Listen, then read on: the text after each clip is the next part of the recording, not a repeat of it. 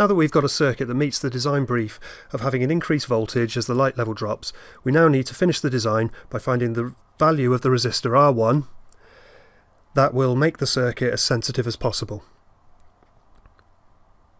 By sensitive, we mean that the circuit should operate over the greatest range of voltages between light and dark. In order to do this, we'll take a look at how the circuit operates. The first thing to appreciate is that the LDR's resistance is high in the dark and low in the light. The other resistor does not change its resistance, so in the light the LDR has a low resistance and therefore the current in the circuit is high. From V equals IR we can see that there is a PD across both resistors and the sum of the PDs will equal the EMF of the cell. As the light level drops, the resistance of the LDR increases, leading to a fall in the current.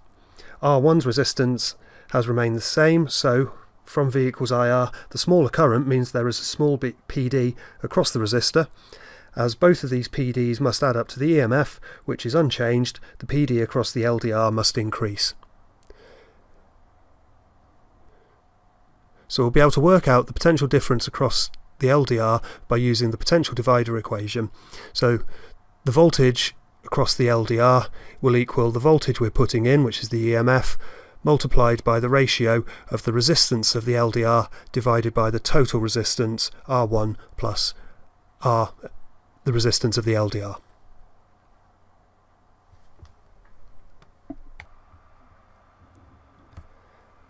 So the range that the circuit will work over will be the difference between the potential difference of the LDR when it's in the dark, take away the potential difference of the LDR when it's in the light.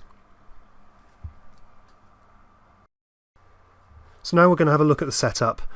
At the back I've got the power pack set to around 5 volts. I've got the multimeter set to the 20 volt maximum connected across the LDR, and finally R1 is the decade resistance box. You'll notice that on this there are 4 dials that allow you to set the resistance. From left to right there is the 1000s, the hundreds, tens and finally the units dial. Now we can see the circuit in operation. I've set R1 to about 600 ohms, and as I cover the LDR you'll notice that the reading on the voltmeter goes up, and as I uncover it, it goes back down again, so the circuit's working correctly.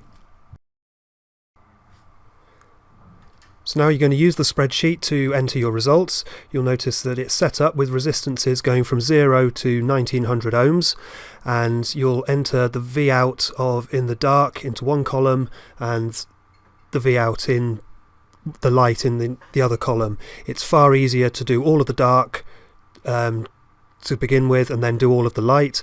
To do the dark, just put your thumb over the LDR, and to do the light, stick the ray box on top of it.